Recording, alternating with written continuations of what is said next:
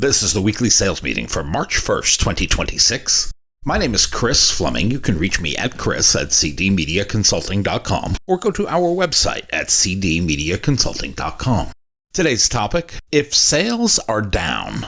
Sales are down. The phone isn't ringing. Your pipeline feels like a pipe dream. Fear creeps in. You start hearing things like, it's the market, no one is buying. So you retreat. You tell yourself it is impossible. And your self-read prophecy becomes reality. Because how you think is what you get. Words shape outcomes. Speak defeat, you get defeated. Speak possibility, you create momentum. Rudyard Kipling called words the most powerful drug. They inspire or infect. Mark Twain said the right word is the difference between lightning and a lightning bug. Professional sellers know this. We choose our words with intent, especially right now.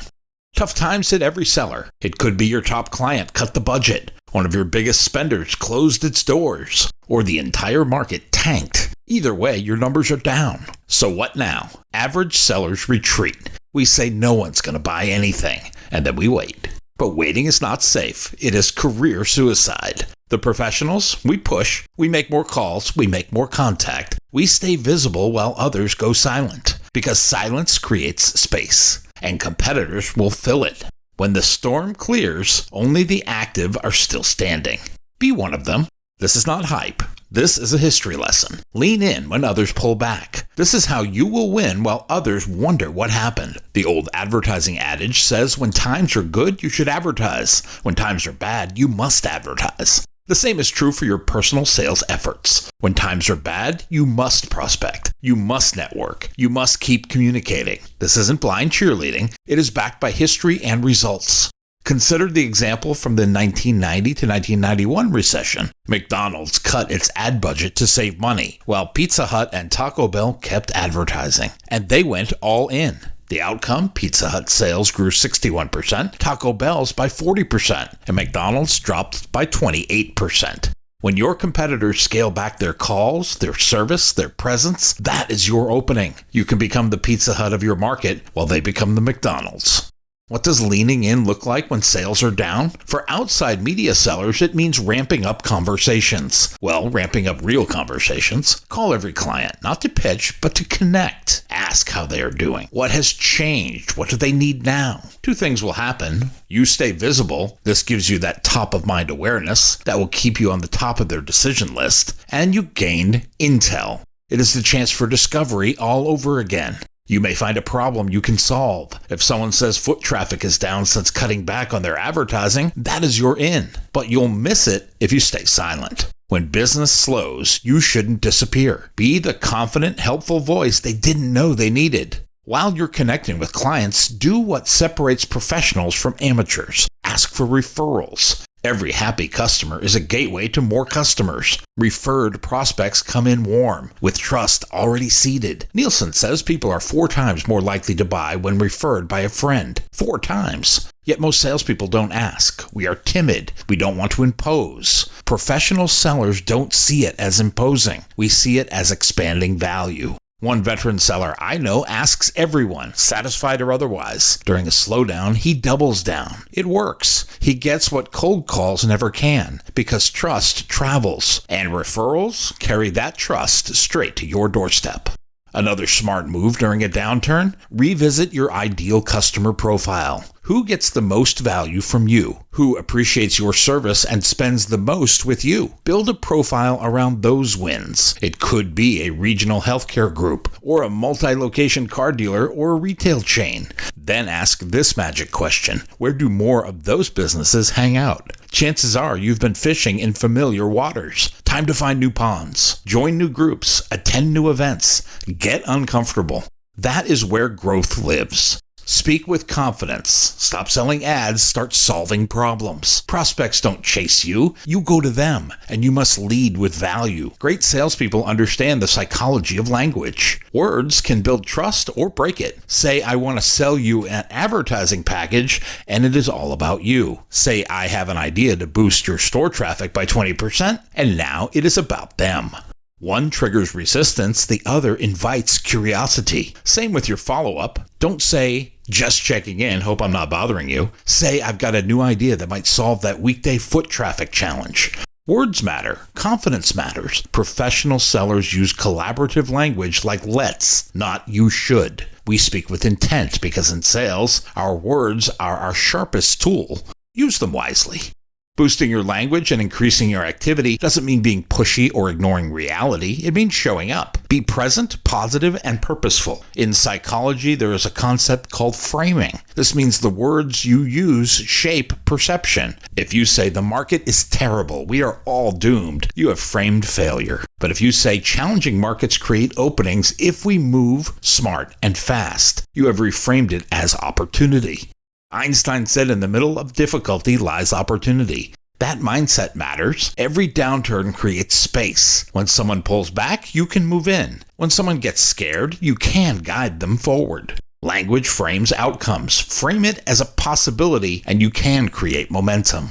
How about another critical habit? Consistent contact. The professional sellers don't go quiet after one call doesn't land. We follow up with professionalism and persistence. The statistics don't lie. 80% of sales take at least 5 follow-ups to close, yet 44% of sellers quit after 1. Read that again. Almost half disappear after 1 touch. That is why a few sellers end up with the most sales. We stay in the game. We don't badger, we bring value like a timely article or a relevant question or an invitation to something big. Each touch matters. It is not pestering, it is presence. And when the buyer is ready, guess who gets the call? Consistency is what separates amateurs from professionals. Habits make the difference. In a slump, habits are your safety net. Average sellers ride the roller coaster. They prospect when it is good and panic when it is bad. But the professionals, we stick to the routine. We block time for a set number of calls. We block time for a set number of weekly client visits. We do daily outreach. We sharpen skills when others make excuses. We rehearse even when we don't know the lines. As Aristotle said, we are what we repeatedly do. Sales is not luck, it is discipline. The slump exposes your structure. Do you tighten up or tap out? Professionals push while amateurs coast, because action beats anxiety every time and every day. Imagine 2 television account executives in a slow season. Both feel the pinch, clients are pulling back, and because of that, their anxiety is rising. Seller A shuts down. He books fewer meetings, fewer calls, and does more complaining. He tells clients, we get it, no one is spending. That kind of talk makes no easy. Seller B, she leans in. She calls on every client with real ideas. She offers effective options, but not too many. She hosts a small client networking event. She asks for referrals. She stays visible. Months later, Seller A is empty-handed. Seller B is booked solid. Because when the noise gets loud, the professionals get louder. That doesn't mean be in-your-face obnoxious. It means our volume gets delivered with value, optimism, and action.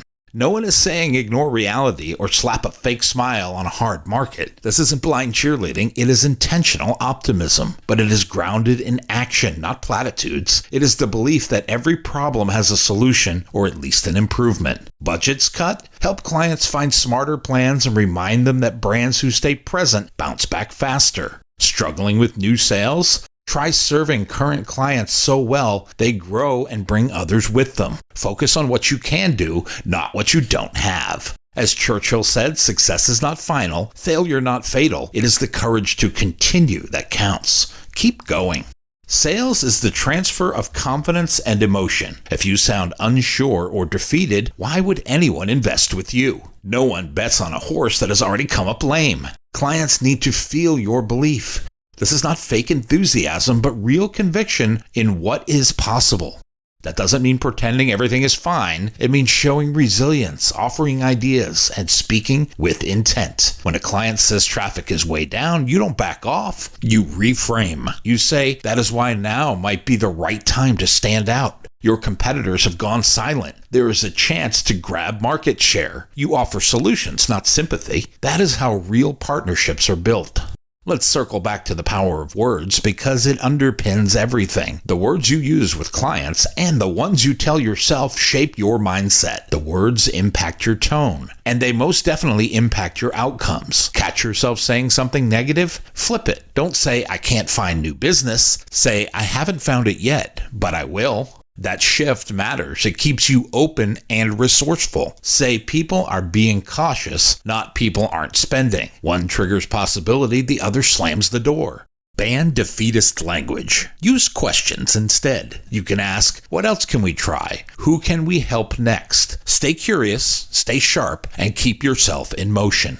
Throughout history, the greatest leaders have talked their way forward through crisis. Churchill didn't sugarcoat the war. He inspired a battered nation to keep going. Steve Jobs didn't ignore reality. He bent it toward his vision through belief and bold language. That is the power of words. As a seller, you are a leader. You lead clients to imagine a better future. You help them believe you can get them there. You lead yourself with disciplined action. You lead your team through example. Imagine if your whole sales force talked and acted this way. Slumps wouldn't stand a chance. Momentum would multiply.